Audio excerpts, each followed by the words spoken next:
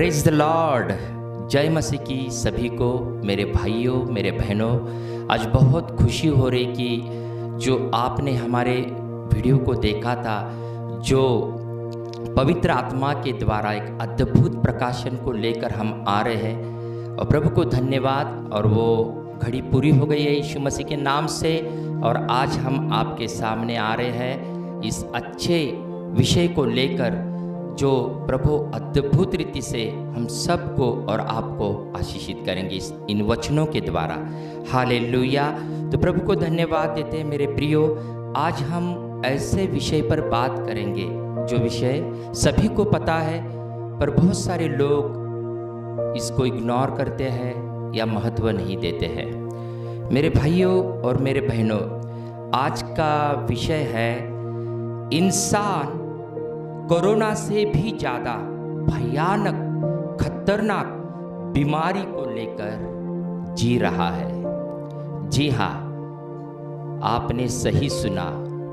इंसान कोरोना से भी ज़्यादा खतरनाक भयानक बीमारी को लेकर जी रहा है, और वह कौन सी है?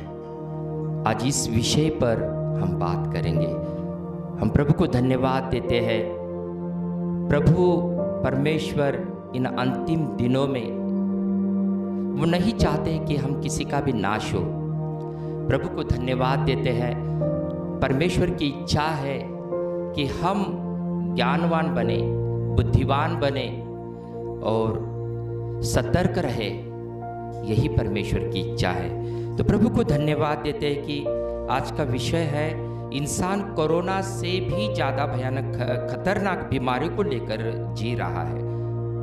मेरे भाई और मेरे बहनों, अब बीमारी और रोगों का जब नाम आता है तो आपको पता है इस दुनिया में जो बीमारियां हैं, अब सभी जानते हो, कैंसर, ट्यूमर, कुष्ठ रोग, प्लेग, ऐसे बहुत सारी बीमारियां हैं जो आप सभी लोग जानते हो। और अभी जो 2020 से शुरू है वो है कोविड-19 कोरोना। और इस बीमारी को तो महामारी बताया गया है, सभी लोग जानते हैं, सभी लोग जानते हैं।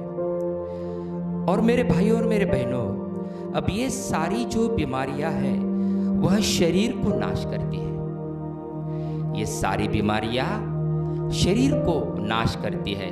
जब कोविड होता है तो लंग्स को वो घातक बनता है, लंग्स को वो खराब करता है, सांसें रुक जाती है। भाइयों और मेरे बहनों, ये जो बीमारियां होती है ये शरीर का घात करती है। फिर भी मार्केट में, इस दुनिया में, मेडिकल्स में इन बीमारियों के लिए दवाइयाँ उपलब्ध है। और आप जानते हो कि कोरोना के कारण कितनी मृत्यु हो गई जो आज तक हमने नहीं देखा था। इतनी सारी मृत्यु हो गई है मेरे भाई और बहनों। पर अभी कोरोना का भी वैक्सीन आ गया है, और इस वक्त जब मृत्यु का जो प्रमाण है वो कम हो गया है। मृत्यु का प्रमाण, मौतें जो है वो कम हो गई है, क्योंकि ऐसा बताया जा रहा है बड़े बड़े डॉक्टर्स कि जो वैक्सीन ले रहे हैं उसकी वजह से मृत्यु कम हो रही है। और ये अच्छी बात है, अच्छी बात है मेरे भाइयों और मेरे बहनों। पर कुछ ऐसे भी रोग हैं जो इन सभी रोगों से, महामारी से बहुत ही खतरनाक है। और विशेष बात यह है कि इनकी दवा किसी भी मेडिकल्स में, दुनिया के कोई भी कोने में, मार्केट में इनकी दवाई उपलब्ध नहीं है।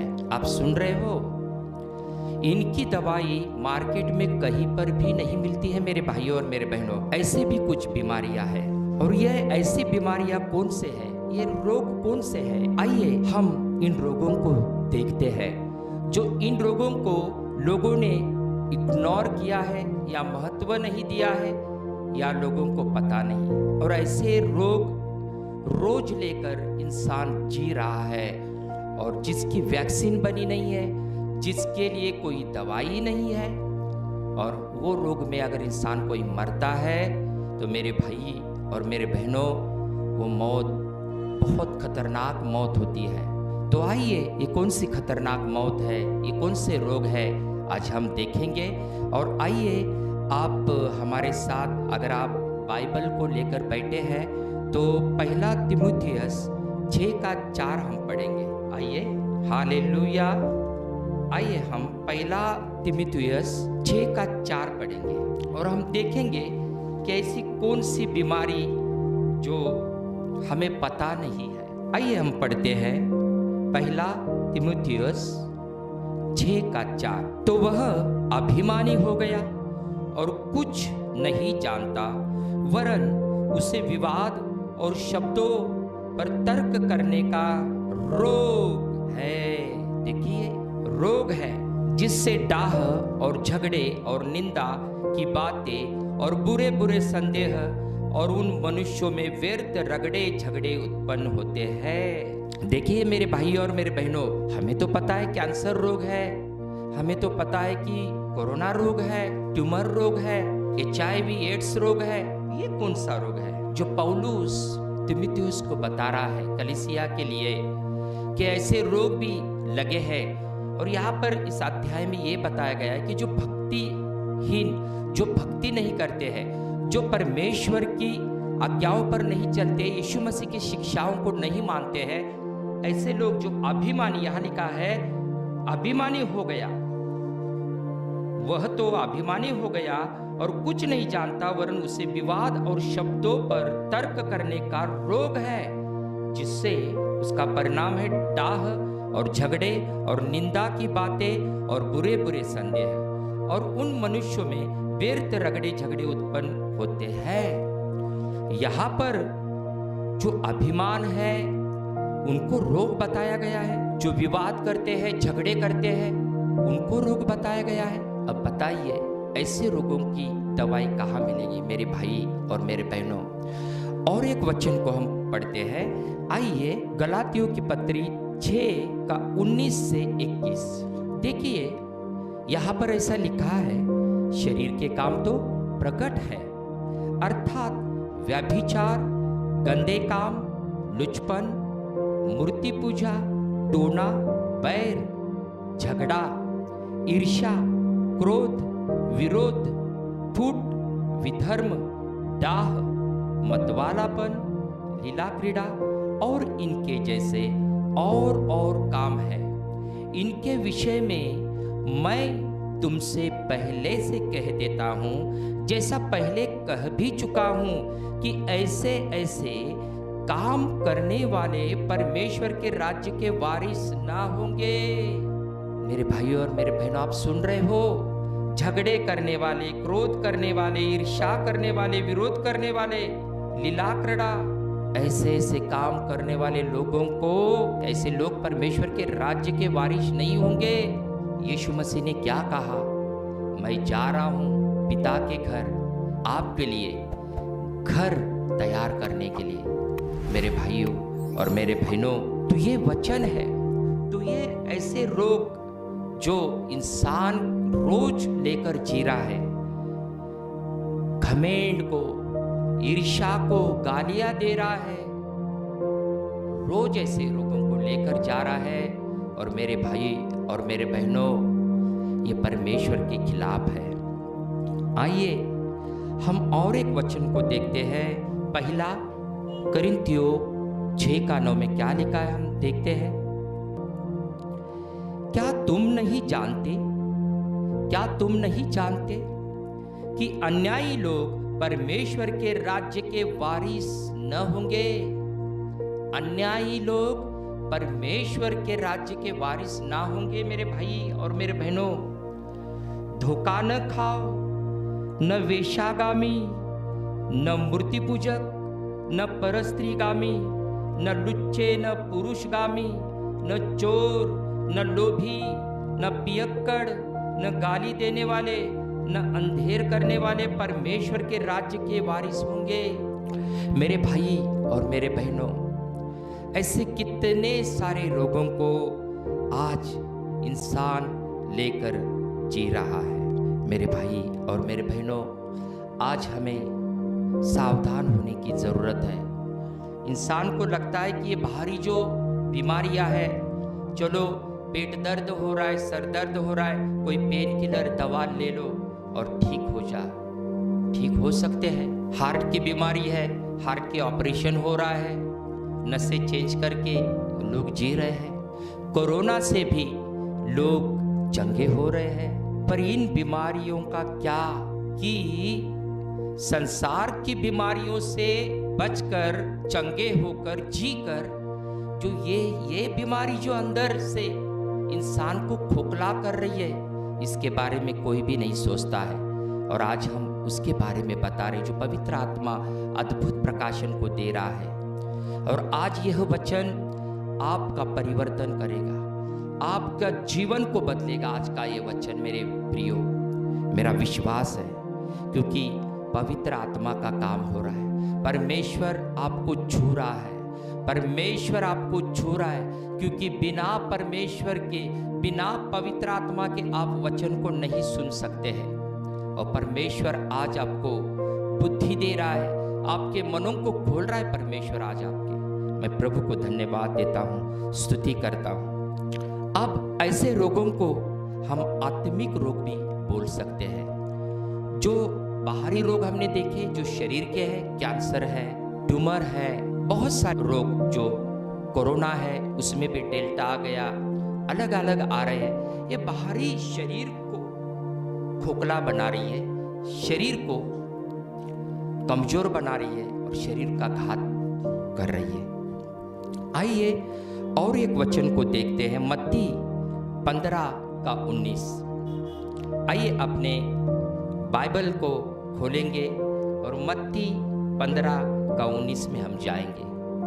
अब देखिए यहाँ पर और एक अच्छी बात लिखी है, क्योंकि बुरे विचार, हत्या, परस्त्रीगमन, व्यभिचार, चोरी, झूठी गवाही और निंदा मन ही से निकलती है। ये सब जो गंदी बातें हैं वो मन से निकलती है, अंदर से। और इसका इलाज आप कहाँ करोगे? सर दर्द होता है, पेट दर्द होता है, कोरोना हो रहा है, इसका तो इलाज हो रहा है। पर ये जो देखिए 19 में लिखा है, 15:19, मत्ती 15:19 में, क्योंकि बुरे विचार, हत्या, खून, परस्त्रीगमन, व्यभिचार, चोरी, झूठी गवाही और निंदा मन ही से निकलती है। मेरे भाई और मेरे बहन, आज हमें सोचना चाहिए, इनकी दवा कहाँ है? कौन से मेडिकल में मिलती है इनकी दवा? गुस्से पर कौन सा दवा है? और जो विषय हमें पवित्र आत्मा के द्वारा मिला है उसका नाम क्या है? इंसान कोरोना से भी ज्यादा भयानक रोगों को, बीमारी को लेकर आज भी जी रहा है। क्या सही बात है ना? जो ऐसी बीमारी जो अंदर से खून, व्यभिचार कर रहे लोग, गाली दे रहे हैं, एक दूसरे से नफरत कर रहे हैं, भाई भाई से नफरत कर रहा है, पति पत्नी में झगड़े हो रहे, तलाक हो रहे हैं। किस वजह से मेरे भाई और बहनों, मेरे भाइयों और मेरे बहनों प्रियो? और इसका नाम क्या है?